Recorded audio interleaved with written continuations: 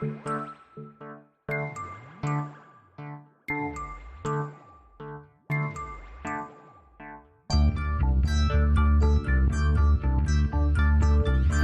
is Continuum Drag, a weekly podcast revisiting television sci-fi, fantasy, and everything in between.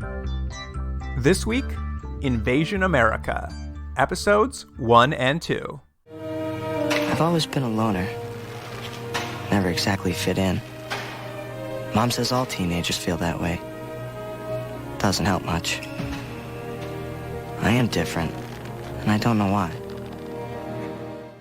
Welcome to Continuum Drag, the podcast for moody teen loners.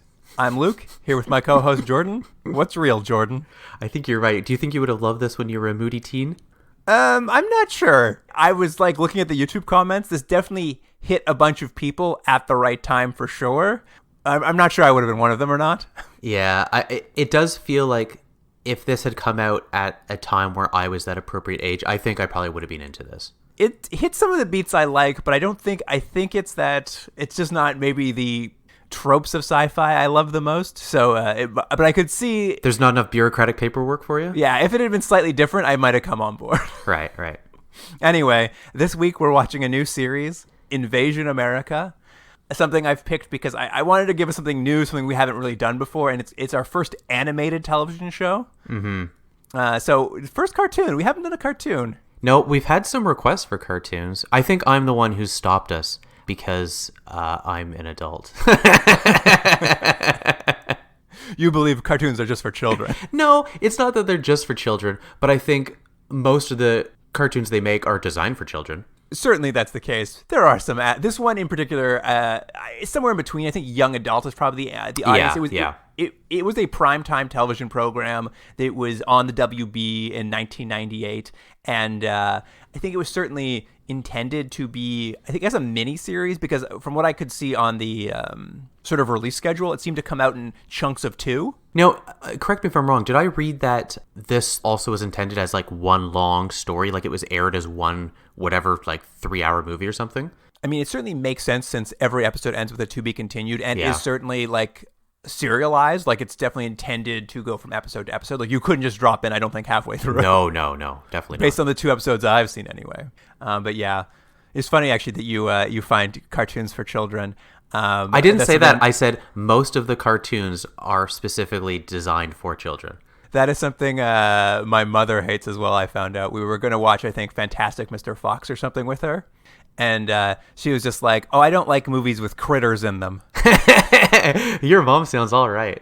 And I was like, what do you mean critters? And I had to drag it out of her. But in her mind, a movie that's animated is a movie with critters. That's so if she's thinking of a cartoon, she's thinking of critters. There is an argument for that. Because again, my problem with a lot of this stuff is you just see the same thing over and over and over. And adding a couple adult jokes to have the parents okay does not mean it is now designed for everybody. It's it's a cartoon of a silly adventure and but they made a fart joke for dad. It's okay. When you're a dad, you'll understand. Yeah, maybe. You'll be like, oh, that fart joke was for me. I'm glad I paid $45 to take my children to the movies now. I think it's pretty evident from what we're talking about. You had no awareness of this as it came out. This is the first time you're hearing about it. All I know is that the opening font that they use looks exactly like Unsolved Mysteries. That's all I know. It does have an Unsolved Mysteries vibe, that opening font, huh? Yeah, I loved it. That might be the best thing. I also completely unaware of this show until I think I came across it in some research for this podcast. So WB must have really be coming out gangbusters in the late 90s, huh? Yeah, I mean, this must have been around the time they came out as a network aimed at kind of a young adult market. It does feel like a precursor, and I could be wrong. Maybe it's already out, but I feel like it happens later. But it does feel like a precursor to Roswell, their later alien teen show. Right, yeah. Anyway, before we get into it, Jordan, why don't I give you a little taste of the world between June 8th and July 7th, 1998. Ooh, 1998. Everyone was wearing bowling shirts. That was the fashion. I feel like everyone was getting their first MP3 player. I wasn't. I was a little behind the times. In 1998, there are two things of, I guess, science fiction-y interest for us, Jordan. Mm-hmm. June 25th Microsoft releases Windows 98. Oh, yeah. Was that a big one? The future is now. Was that a big one? I know 95 was a big one. Was 98 as big? Yeah, I think 98, every second one I think is good. I believe 98 was one of the ones that like existed for a while. Right. But I could be wrong. Maybe it's one of the shitty ones. Who knows? I think it's not the one with the cast of Friends. I don't know what that is. I think it was 95. They got like two of the cast of Friends to do a bunch of like how-to videos. Oh, really? Oh, I don't remember that at all. You can watch Rachel and like Chandler explain how to use Windows to you. What a lovely idea from Microsoft. They must have got paid so much money. Oh, yeah. That was a huge payday, I am sure. Maybe I'm wrong, though. Maybe it was 98. Someone will tell us. Anyway, the other thing of note I have in this period is, since it's so short, like this thing aired for a month, on July 5th, Japan launches a Mars probe and becomes the third space-exploring nation to enter the universe. Yeah, and it's still only 3, isn't it? I think, hasn't India made it up there now? Oh, I'm not sure. I don't know. I'll have to check with my NASA friends. Yeah, all your inside men. Mm-hmm. And women. Nice save. Anyway, one thing I was going to note for us, and maybe I'll start doing this since we've watched so many shows now. Nothing we watched aired at the same time as this, but we did have watched 2 other shows that aired during 1998. One in January was Warlord Battle for the Galaxy. Oh, yeah. Classic. Or the Osiris Chronicles. If you prefer. Yeah. And then in September of that year, so a couple months after this ends, Ultraviolet was on. Oh, wait. Which one's Ultra? Oh, the British vampire show. Yeah, that's the one. Oh, yeah. I like that show. But that's what's happening in the world around this period of time for Invasion America. It's dark sci-fi. That's the time. Here's the IMDb summary for Episode 1, The Legend. Kale Osha, leader of planet Tyrus, learns of a plan to invade America and Earth. When he refuses, the Dragit stages a coup and tries to kill him. Kale meets an Earth woman, Rita Carter, and together they have a son, bracket David, end bracket, before Kale returns to Tyrus. Okay, I'm going to tell you one thing. I refuse to learn the names of all these characters and all these things. It's not going to happen. You don't want to learn the great names of Kale and the Grabbit? Yeah, it's not going to happen. Well, I've got him here for you. So yeah, don't worry. Good. I knew you would. The series opens on a helicopter flying over the Utah Badlands. This is Major Stark and I guess his cohort assistant Angie. Yep. They're flying to a cave where there's a giant alien monster skeleton that's only been there for 20 years. Yeah, and I like that they're like the first thing they're having this conversation with whoever the archaeologist or whoever it is that's uncovered it, and they're like, "Is this a dinosaur?" I was like, "Guys, it doesn't look anything like a dinosaur. It looks exactly like an alien monster." I thought it was a dinosaur at first. Did you? Okay. Well, I'm glad you'd be very glad that Stark and Angie are there then. I know. I needed it explained to me.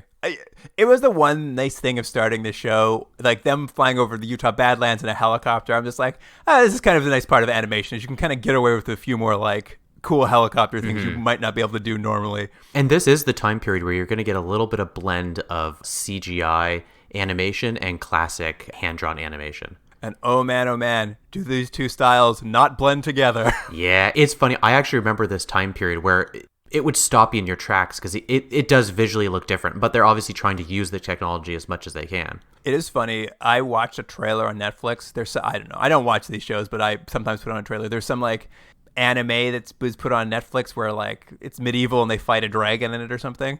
But I put on the trailer and it's all like 2D cell drawn kind of animation for the anime, but the dragon's just like a 3D monster and it still doesn't blend. Right.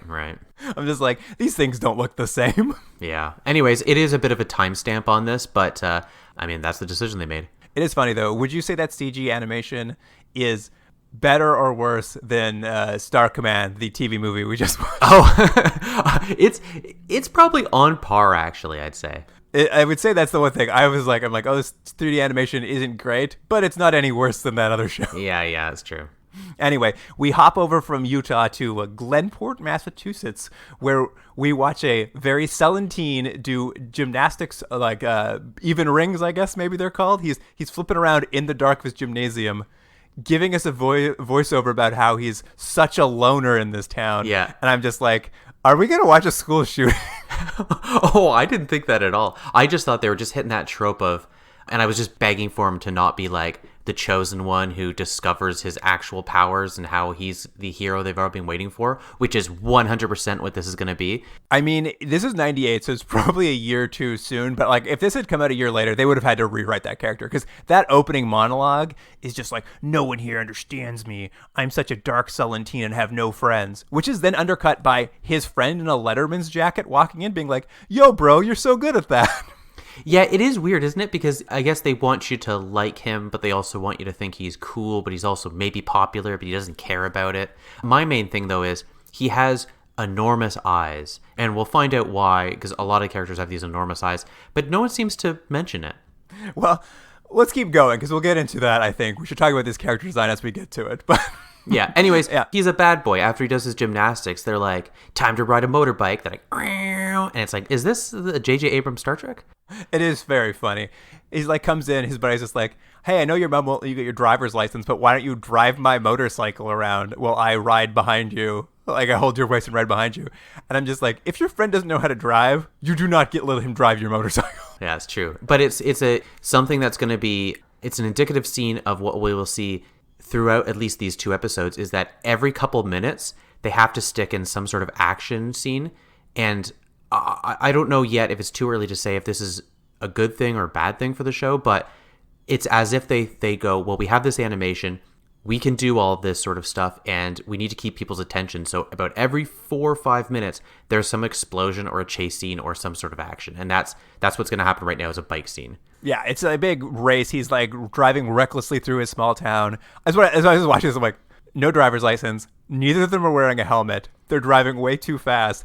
And then the cop starts chasing them, and they're like, his buddy's like, maybe we should slow down. And he's like, no way. And then finally they like almost hit a tractor and fall off the bike. Luke, he's a renegade. You can't tell him what to do. And this is where we meet his father's former friend, or I guess his father's friend. I don't know. We think his father's dead at this point, but this guy gets off. He's the sheriff of the town. And this is where he also takes off his sunglasses, and he has even bigger giant eyes. Yeah, he's got... But did you notice, though, he had normal sunglasses, and the implication is he has the sunglasses on to kind of cover his face a little bit. But if his eyes are so big, they'd be barely covering anything. Yeah, I was just like, is he using these to hide his horrible deformity? I just like the idea, though, of having eyes that are maybe 4 to 5 times larger than normal eyes, but then still wearing tiny sunglasses that just cover your pupils. I mean, they were classic aviators. He's a real cop. Yeah.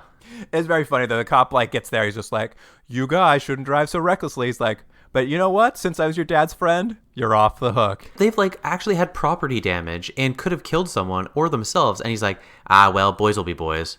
Well, it's funny. Even the guys, even this David kid's friend in the later episodes, just like, if that had been me, the sheriff would have put me in jail. And I'm like, all right, this is just classic corruption. I mean, use what you got.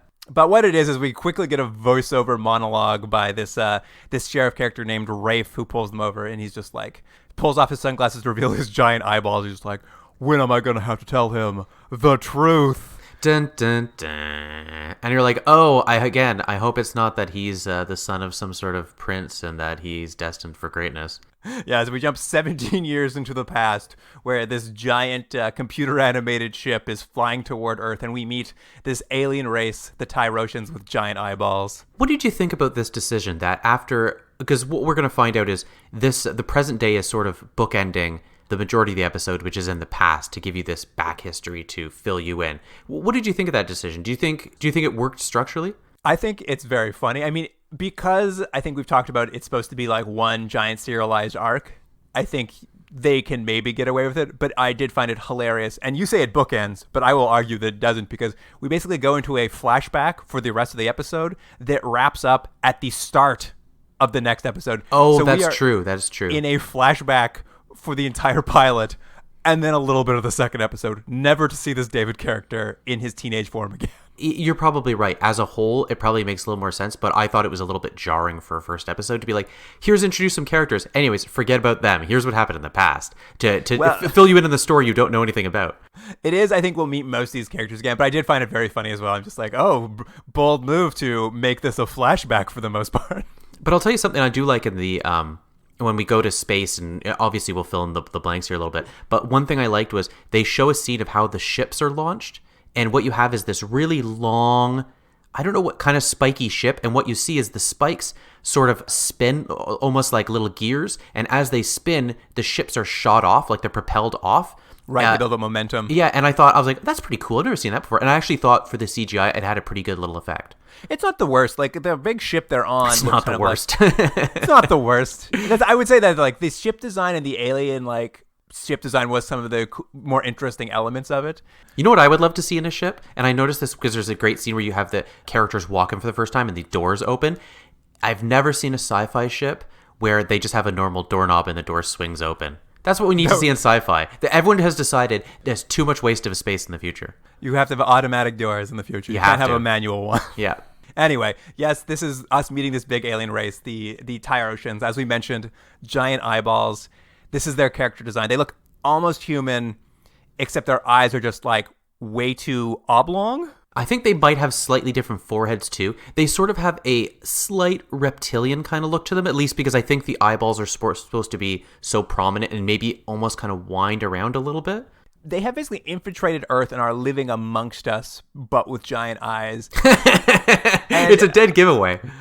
It's not terrible. I'm like, I guess you might think these people just have some sort of disorder that gives them a giant eye, but also the character design, watching those eyes, I found it like very unnerving every time I had to look at one of their faces in close up. It's just something about it's an uncanny valley. It's just so slightly off that I just found it gross to look at. Before they even introduce, when you first meet, what's the main kid's name? Stevie? What's his name? David. When you first meet him, I was like, God, they really decided to have him have some weird looking eyes. And then I was like, oh, it's an actual character point. Yeah, his eyes are like somewhere between a human eye and an alien eye, and then the alien eyes are just slightly wider. Well, you know, Luke, that if you have an alien breed with a human, what you're going to get is just a slightly different version of both. If Star Trek's taught us anything. Yeah, exactly. You're going to get a Bajoran with a nose ridge that's not as prominent. Exactly. Your forehead ridges are just a little smoother. But yes, this alien race is coming to Earth. We meet their king, whose name is Kale. Kale Ula. Ula means king. Kale being the first name. Of course. And he's got a power glove. It's insane that we kind of meet him. We kind of like, oh, we're going to Earth to meet the new base we've set up. Oh, my king, you better put on your glove for protection. And it's just like a silver Michael Jackson style glove that goes on one hand. How many shows have we seen now where someone has had a power glove? I mean, this was the least technological I've seen. It was just like a man making a fashion statement. Well, we do see later that it does stuff, but I do like that if there's a futuristic apparel item that you need, it's got to be a power glove. I was kind of hoping this would have flame shoot out of its fingers like that one from Otherworld. No, if only. Did you catch the name of the glove? I did not. It's the Exitar, Jordan. Oh, sure. Yeah, the Exitar. Of course it is. They're coming to Earth. They've all learned to speak English, or as they call it, Earth speak? Earth speak, yeah. How's my Earth speak, Jordan? They have a couple things like that, which is they could speak English perfectly well, but then they have a couple weird turns of phrases for some reason. Anyway, they're on their way to Earth. Apparently they've been there for decades. The king's uncle, the Dragit, I believe that's what they call him. Mm-hmm. Something like that. He's apparently been there, to establish trade with Earth, like friendly relations and trade. But instead, he's been spending his time building a military base in an abandoned Utah Air Force base and planning an invasion. The timeline's insane. This is 17 years before the start of the movie, before the start of the series. He's been there for apparently decades beforehand with his right-hand man, a general who has infiltrated the American military as a general, played by Leonard Nimoy. And it's funny, I didn't recognize, and I haven't looked it up, but I didn't recognize any of the other voice actors, but Leonard Nimoy, you know right away. Yeah, you recognize him immediately. Like, I'll be honest, it's a little distracting because he has such a distinctive voice.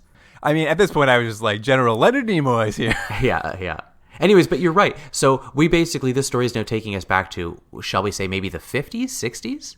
50s or 60s, because as we get there, the Dragit's planning an invasion of Earth, starting with America, the most important country. Well, it's interesting, but there's a little bit of anti-American content here because they say the reason they start with America is it's sort of like this sort of propensity for policing the world, essentially.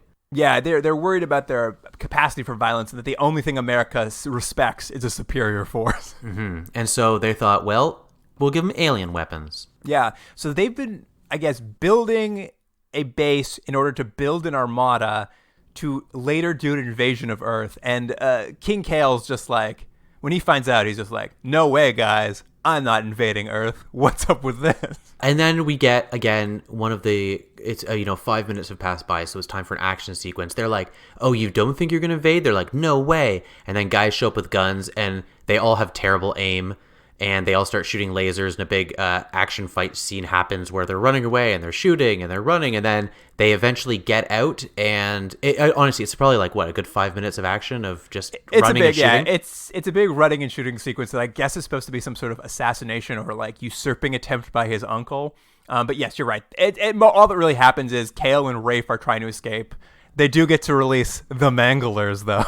Oh, yeah. And right away, you know that they look just like the alien skeleton that you saw at the beginning of this episode, if you were paying attention, which I kind of was. But they sort of look like, what would you say? They're sort of like a mix of a raptor and an alien from Alien, sort of. I thought they basically were an off-brand xenomorph. Like, they actually look almost identical to the dog alien in Alien 3. Oh, yeah, okay. Yeah. Like, on 4 legs, long tail with a spike on it. Their faces are a little bit different, but essentially they are like xenomorph knockoffs that are chasing them around. But as this is all happening, it just so happens that a human woman, Rita Carter, is breaking into this abandoned Air Force base in Utah for some reason. Yeah, I was going to say, they never do explain it, right? All we know is, here's what we learn about her. She loves driving Jeeps.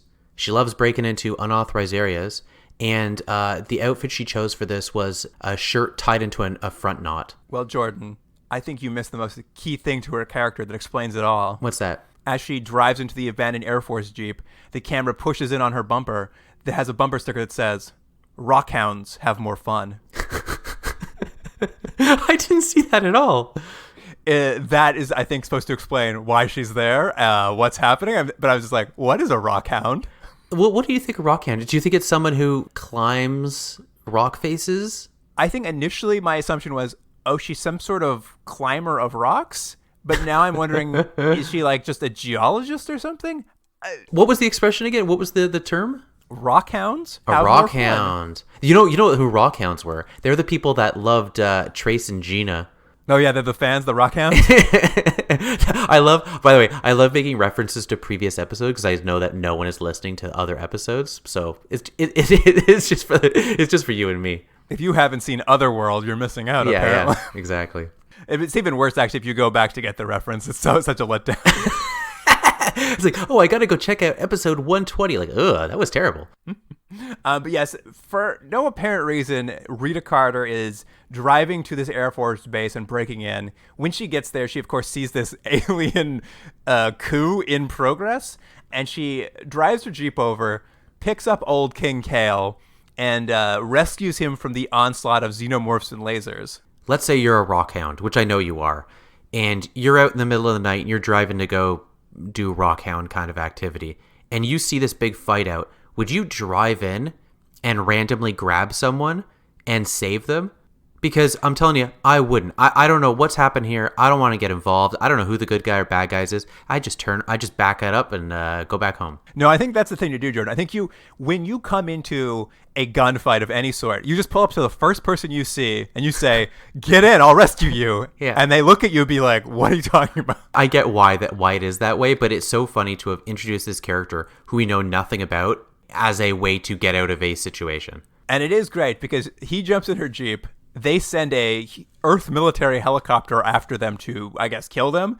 And they're driving on this cliffside. It's like wall on one side, cliff on the other. This helicopter pulls up and starts firing its like Gatling gun at them. Mm-hmm. They dive out of the Jeep, and the Jeep sails off the cliff, hits the helicopter, exploding both.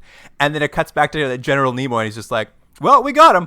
Well, yeah, they go, "Yeah, we got him." I love this, that like, "Oh, we don't need to check." But what I really enjoy is one guy, after he says, "Well, we got him," I guess the general in charge goes, "You've done really well." And the guy's like, "Thanks." And I thought, "You've not done well at all. Look behind you. There's like explosions. The ship is blown up. The helicopter is gone. They've lost like all of those monster things. I'm like, they didn't do well at all. You've really exposed your secret alien invasion base. Yeah, exactly. It's like, you've done well. I'm like, wow, the threshold for compliments is very low. What a job, though, eh? You just blew up half the base. Good work. Good work, my friend. I wish I got that at work. I'm like, you killed 10 people. I'm like, but honestly. We made our day. We made our day. Anyway, what kind of happens here is Rita now takes old Kale to hide in a cave where she immediately notices A, his giant eyes, B, his superhuman healing ability, and Kale just like outright just like, hey, Rita, you do Earth speak good. Did you write it down? What does he say she is? Because he has a phrase for a woman. Well, it's so weird because he's just like impressed by her Earth speak, which is, I'm just like, oh, does he think she's like an alien? Does he think she's one of the aliens from the base? And like, he's just confused. And he's just like, are you, so you must be an Earth loofah. And I was just like, okay. And he's like, in my language, that means Earth woman. And I'm just like, just say Earth woman, man. You're talking English. I loved it. But we should mention that there's a scene earlier on when we first meet all the these alien people. They are speaking their alien language, which I liked. Yeah, I liked the fact that our YouTube video was subtitled in maybe Portuguese, so I had no idea what they said. I like that too. But I was just like, you don't need it. You don't need to know. It doesn't matter. You really don't. I actually think more shows should just not bother subtitling alien or foreign languages. Just let you get the gist of it. I agree. Can you imagine watching that first season of Star Trek Discovery when they had those insufferable Klingons going on and on with Klingon language and they just didn't have any text underneath? You just had to get the gist of it from body language. Yeah, just them going with their like mush mouths because of the terrible makeup. Anyways, heads up, that show sucks. If you didn't know already, Jordan's not a fan. Not a fan. Well, I mean, it sucks. I mean, what are you going to say? Anyway, so basically he's revealed to her very clearly, I am an alien. And Rita Carter could not be less concerned with this revelation. No, she's just all like, cool, alien. Anyways, maybe we should get it on? Yeah, well, that's kind of what happens is we basically go from this cave. I think he fights a monster, and that's how the cave skeleton, like the Mangler shows up. He kills a Mangler with his silver glove. That's how the skeleton got there. They meet up with old Rafe, his best buddy, and they're like, you know what we got to do?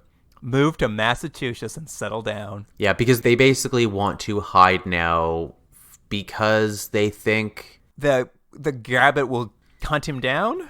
Yeah, maybe. Being alive. Anyway, so where you got to go is Boston or wherever they go. Yeah, they go to Massachusetts.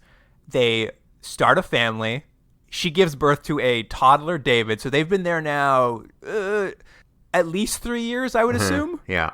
This is where we cut to. She has a kid now. He's a toddler. They have a house. Rafe drops by. He's like, yo, King Kale, I think maybe you should go home and oppose your uncle's takeover of the government. I'm just like, it's been 3 years, dude. He missed his shot. But they're also living in like an idyllic farm life. I don't know what he's doing for a living, but they're just like sitting having mint juleps on the porch. I mean, Rafe became a sheriff, apparently. The time passage in this movie is insane because if you think about it, this started in the 50s. He's arriving to this built-up alien presence for this invasion, which we know 17 years in the future hasn't even started yet. And then he hangs out and has a kid for 3 years with this human woman before he has to go back and attempt to like get his throne back. But I'm like, there's no sense of urgency in any of the show. Also, how bad is the availability of men in Utah? Where I don't even know what the woman's name is. Rita, is that her name? Yeah, Rita Carter. Rita, like how bad is it that she has to pick this alien guy with weird eyeballs? Well, I don't even know why she's in Utah because she clearly has a home that she lives in Massachusetts. Why was she there? Oh, no, I think they bought that house together. They put down a mortgage. I think they say it's her old family home at some point. It's the Carter. Like I think they call it the Carter residence. Like it's been in her family for years. Oh, okay. There you go. So I don't know. At any rate, I couldn't make heads or tails of it. But this is where the first episode ends, where they're like, hey, maybe you should go home and do something about that coup that happened 3 years ago. Oh, but no, the last shot is then we see some shadowy figures in the forest. Trees. Yeah. You couldn't leave it on any more of a cliffhanger. No. Let's get into the episode 2 then. The Sun. Here's the IMDb summary for The Sun. In one day, my world has been taken from me. My home, my mom, my life. Why? Why is this happening to me? Kale Osha returns to Tyrus, leaving his wife Rita Carter and son David behind. Meanwhile, Major Stark and Sergeant Romer discover the skeleton of a Mangler in a cave. That last part happened in the first episode. But hold on, who wrote that, Luke? Nobody. Nobody? They wouldn't take credit? Auto-generated on the internet by itself, spontaneously created. But yeah, we occasionally continue the story where we left it off. This time we started off with basically Kale's like, all right, I'm going home. Let's go to this cliffside so I can meet a ship that's going to take me back to Tyrus so I can, I guess, stop this alien coup. So we see him. We see his toddler son, David. We see his wife, Rita, and old Rafe. They're there to see him off. And those shadowy men in trench coats appear and try to, I guess, stop him from leaving. Mm-hmm. And they appear. They basically just look like old-timey gangsters in trench coats, and there's dozens of them. Yeah, what was the stylistic choice they made? Because that's clearly what they're going for, is this sort of gangstery type thing. But then it was almost like they're like, well, because these guys look this way, maybe they can fly with their coats? Yeah, they show up, and they are just some sort of hit squad that I guess is undercover on Earth. But as soon as they arrive, the King and Rafe are like, oh no, it's the Galem. I'm like, honestly, I'm glad you wrote like this. I'm glad you wrote down all this stuff, because I was just like, yeah, okay, sure. Yeah, but basically a laser fight ensues. What I liked is the King carries a machete with him and just starts hacking people up. I mean, it's a bit of a scrambly sort of action scene, but the main point is that he starts running and then they start flying. No, I'm mixing stuff up. I'm mixing all these action scenes up. Yeah, no, I think what we see is basically the King's hacking people up with a machete. His power glove, it shoots lasers apparently also, like Iron Man or something. Mm-hmm. That alien spaceship arrives and then vaporizes the rest of these trenchcoat mafia. And then they were like, well, good thing we arrived because it's time to go. And old Kale says goodbye to his infant son David by doing the weirdest expanding eyeball trick. And we'll see this a bunch of times, and it's some sort of... I thought at first it was like an alien equivalent of like a handshake, which is their eyes look at each other, and it's essentially like the iris expands to engulf the entire face, and then it doesn't like retract. It just disappears, and a new eyeball like pops up in its place. Yeah, so it's like this weird sort of flash bulby kind of effect, and I guess with one person's eyes do it, the other person's eyes do it as a response or something. Yeah, and I thought he was passing information to his infant son, like this is sort of like mind meld technique. But later we'll see more people do it to David, and you're right, appears to be just some sort of like handshake or way to identify you're an alien. It's just like if you can do this expanding iris trick, you're also from Tyrus. You know what's an easier way to identify each other? Giant eyes? Yeah, just gigantic eyeballs. Yeah. Like you look like an alien? Is that one way to tell? You're like, it is funny that they needed to add this thing. I'm going to assume this is going to have some sort of plot point later on. So as well. But at this point, yeah, it's just like, oh yeah, so good thing they have those big eyes because they can do that. And this is where we finally end this flashback to what happened 17 years ago and return to the current time, because we finally get to go back to old General Stark, who found that alien skeleton, and he's at the Pentagon. He's running tests. He's confirming this is from outside of our planet. Mm-hmm. He heads off to the White House, where General Leonard Nimoy works for some reason. He's worked his way up the ladder. They've been there for so long to infiltrate the military, to get they had to recruit a guy as a initial recruit. He had to work his way up the army chain to become a general who works at the White House. Also, how old is he supposed to be at this point? Because he looked like he was in his 60s in the flashback. Yeah, I don't know. But basically, the General Stark, who is Colonel Stark, I think, who found the original alien skeletons, telling General Leonard Nimoy that this alien is from another planet, that they found fingerprints on it, and they relate back to a woman named Rita Carter who lives in Massachusetts. And the general's like, "Don't worry, I'll take care of it from here." Also, did you notice that somehow the National Enquirer found out about the alien skeleton and isn't published already? Yeah, that was weird, right? I forgot. It's actually the national informant in this show. But there's just some weird thing where it's just like, also tabloids in this world can leak government secrets. It's just so they can show the magazine later. That's the only point of it. Yeah, just shorthand. Mm-hmm. But we also catch back up with Teen David and his bro from the gymnasium. They're off to Boston to visit the History Museum on a field trip. But his friend, who I still don't know what his name is, Chester, he what does he say why he likes going to the museum? It's so insane. They're at this museum on a field trip, and David's like, science is boring. Why are we here? And his buddy's like, it's not so bad. Look at all these topless statues we get to look at. Hey, I mean, he's found a part of history he loves. It's disgusting. His friend is disgusting. And it's just like, it's the equivalent of like, not mannequins, but sort of life-size recreations of like Neanderthals and stuff. Yeah, he's just like, this is hot. But while they're there, I guess because the general found out about the fingerprints of Rita, they figured out where David is. Though I didn't understand this, because that's supposed to be the big reveal. It's like, because they now that Rita's fingerprints were on the alien skeleton, now the aliens know where they are. But the aliens knew where they were 17 years ago. I know. When they attacked King Kale. When they so I just didn't understand what, like, it doesn't make any sense. It doesn't make sense because when you went back into the past and when, what's his name? Rafe? Is that his name? No, Kale. When Kale left, they shouldn't have been in Massachusetts then. They should have been somewhere else. And then they should have cut to that. To give the implication that they've been moving a lot, which they say later. But you're like, but you're in the same house that you were in earlier. So it's like, yeah, the aliens have known since he was a toddler. Yeah, so for 17 years, they took a break. They forgot where he was. But now they know again. They've sent two very blonde, very motorcycle driving alien bounty hunters to get him. I like that the male and female of these aliens, because of one scene reveal that they need, they both have to have the exact same hairstyle. It's so funny. And like they find him in the museum. They're like, they do the eye test to make sure he's an alien. So they're kidnapping the right person. And of course, David goes on the run. He doesn't want to be kidnapped. And the aliens reveal that they have like superhero powers, but also they hold hands. They have Jedi powers is what they have. And that's true, Jedi powers. But they have to hold hands to make them work or something?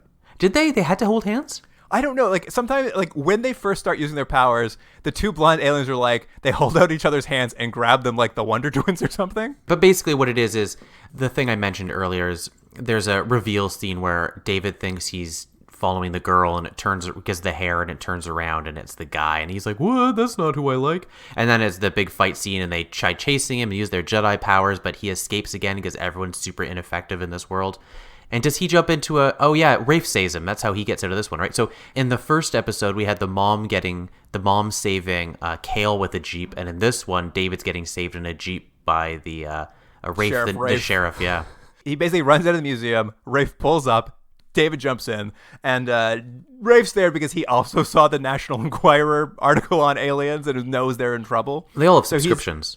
They all have subscriptions. They know it's the most reliable alien news.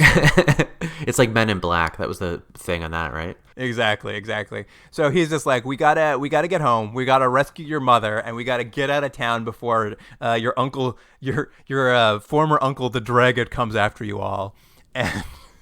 And they get ambushed by this trench coat man on the way back. And this is what you're thinking of. Basically, Rafe has to stay behind to like defend David as he runs home. Right. Now we see the trench coat men are also capable of flying. Like, they have unlimited superpowers. Yeah, so they chase him. Actually, it was a kind of a neat scene because he's running through the trees and they're above him flying, but they can't quite see him because of the tree cover. And so they have like little laser lights that they're trying to track him by. And I didn't love the animation, but I thought the actual idea of it could have been a cool kind of cinematic scene. Yeah, I mean, it's kind of a cool cinematic scene where like a helicopter flies over the woods and shoots like streams of light down trying to catch the fugitive. Yeah, but they don't because he's the hero. Yeah, they don't because he's the hero. He gets back home, and of course Rita's there. She's been captured by these trenchcoat men as well. There's a bit of a scuffle there, and then Rita pulls out something that Kale left for her to help her whenever she needed it. This like little white crystal orb. Ball.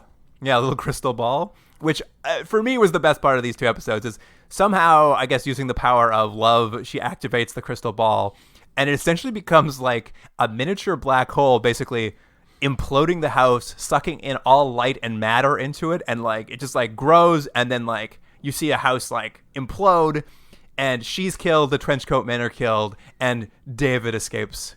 It's a good thing she just didn't use that on like a Tuesday, huh? It is true. I also like that Kale gave her no explanation for what it was and what it would do. He just like left. He's like, here's a crystal ball. You'll know what to do with it. Yeah, it'd be like, hey man, I gotta leave town for a while. Here's a nuclear warhead. Just leave it on the table there. Well, I think she did have it on a mantelpiece or something. It was just like the most dangerous weapon ever. It was just like sitting out. She had no idea. I did like the effect, though. The effect of it working was like one of the funner parts of the show. But yeah, and there's like a crater left in the end. Yeah, and this is kind of where the episode wraps up. Mom's dead, David's alive, and Rafe shows up. He's like, we gotta go. It's time to go on the run. Yeah, and to be continued. To be continued. Where will we go next? Mm-hmm. I don't have many thoughts. I do have one final note on it that I thought was not insane, but it's just like a funny choice is all of the aliens, the way they've been directed to voice act is the most lethargic. They all have the most lethargic speech patterns. So there's no energy or like it doesn't. I don't feel any like need for speed with them. They're like, we're going to invade Earth. No, please don't. It's just because all the aliens came from small towns on their alien planet. Everything's a little slower, you know? They got a little drawl to them. Yeah. But I don't know. Weird first 2 episodes. I know we're going to talk about ratings now. It's actually a little difficult to rate these because I almost feel like we need to have episodic ratings and then an overall rating because this is clearly going to be one story, one extended story. So it's almost like reviewing, 10 minutes of a movie. Yeah, that's true. It's like, you know what? Let's do that podcast. Let's review movies 10 minutes at a time. It's almost a little unfair to rate these because the installments are so short. But to be fair, they're the ones who decided to do it. And now they're going to get destroyed. How did you like the act of this one, Bart? Yeah, exactly. But anyways, what did you think of the first episode? Listen, I think I get that it's aimed at a young adult audience, so it's maybe not as... Some things feel a little more dumbed down than they should be. It's not terribly sophisticated. And I think it suffers from, it feels to me like that old X-Men animated cartoon. Like, it's aiming for something a little more heady, but for a younger audience. I just hate that it sort of does those things that, the shortcuts you take because you only have 20 minutes and it's animated and it's for kids. So you're like, you don't need to explain why they knew where the kid was and lost track of him and then 17 they kind of whitewash over things they're like who cares, it's for kids, they don't ask these kind of questions, and it hurts the show I think because I do think people do ask those questions. No, I think you're right. I think they want it both ways. They want this to keep the attention of, let's say, kids or young adults, so they want to jam as much action and adventure in as possible, but at the expense of logic. Exactly. So you lose a little bit of that. So if you're a little bit older watching, you're like, but why? What does this matter? So there's not as much story here as I think maybe they need to make this be a little bit more effective. Yeah. I mean, I think for the pilot, I think I'm going to go 5.5. I actually think because the story itself is kind of pretty cliche and run-of-the-mill, it feels like an average episode of a sci-fi pilot. I think just because it's animated, you get a little more action, and they can pull off more stunts and effects and cool stuff, which is where the 0.5s may be coming from. But I think I'm going to go 5.5. Yeah, I'm going to give it a 6. I'm going to give it a little bit higher than you. I think I like the car driving into the helicopter, and very funny. And I do like that. I know it's our first animated show, but I think it's our first real action-based show, probably because of the animation. And it's something that maybe is done a little too much, but it's something that's been lacking in a lot of the other shows we've seen because of budgetary restraints. You don't get a lot of action scenes. So because of that, I'm like, oh, it's kind of new and different for us. So I'll give it a 6. Fair enough. You know what? You make an interesting point. If anything, maybe they should have just turned up the action and just had David as a kid on the run with no idea what's happening and had the exposition come along the way. Because I do feel like you're right. I think if it had just been nonstop action with no time to ask any questions, maybe it's a more interesting show because I don't have to know all the cliches right away. Well, there's almost 2 shows happening. You have this whole bunch of back history that they want to get across, but then they also want to jam in as much action as possible. So you get these 2 not quite streamlined things happening in the episode. Yeah.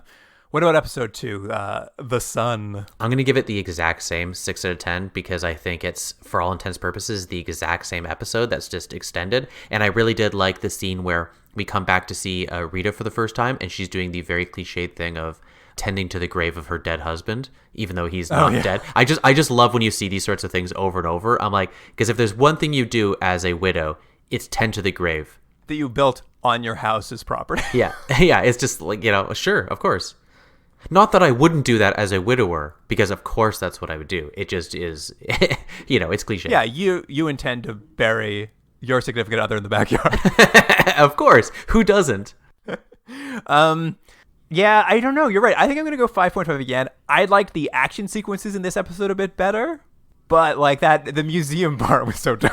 Oh, and let me mention one thing I think is a bit of a strong point we didn't mention. I think the music's really good in this. Oh, you know what? The music when that orb absorbs that house is great. I was like, this is great music. Yeah. It's almost distracting because it's so cinematic in that very John Williams-esque sort of way that it almost feels like the animation and everything needs to be bigger than it is because you're like, oh, this is really epic. Yeah, for sure. Well, that wraps it up for the first two of these. We'll see how it goes. I mean, it could get better. Like, it could, maybe with all its exposition out of the way, it's going to be more fun. But, I don't know. It could also get much worse. I have a feeling that we're going to be in this sort of one step forward, two step back sort of thing because there's actually not that much of a plot. But I'd be happy to be wrong. And I'm a little worried. We haven't spent much time because it's been so action heavy for David. I'm a bit worried he's going to be a bit of a Wesley. Hard to like. Well, would you rather have him be a bit of a Wesley or a bit of a, what's his name from Tech War? Wait, was there a kid on Tech War? No, the main character from Tech War. Oh, I'd much rather that be him. Well, because you know what I mean? That sort of like lead character we've seen in a lot of these shows where you're just expected to like them just because. I mean, I'd prefer a stupid swagger to a sullen teen. You always say that. I always do say that, don't I? Yeah. My motto. Mm-hmm. All right. Well, that about wraps it up. So if you have any thoughts on Invasion America, you can email us at continueddrag@gmail.com. And, of course, on Instagram and Twitter, we'll have some little clips from the show so you can check out what we're watching. Review it for yourself. Yeah. I wonder how it's going to play in little 10, 15-second increments. I think it'll be interesting because often the science fiction stuff we do, when we show those 10-second clips, it's of like a practical effect that's kind of fun to look at. Whereas this time you're looking at like a more cohesive animated version. Like it doesn't stand out from reality as much. I think all of our clips should be of the alien race speaking really slowly. Oh, I'm sure we'll find some good clips of that for sure. It's like, well, I guess we'll fly out to Earth. But that about wraps it up. So, listener, thank you for joining us. And Jordan, I'll see you next week. See you then.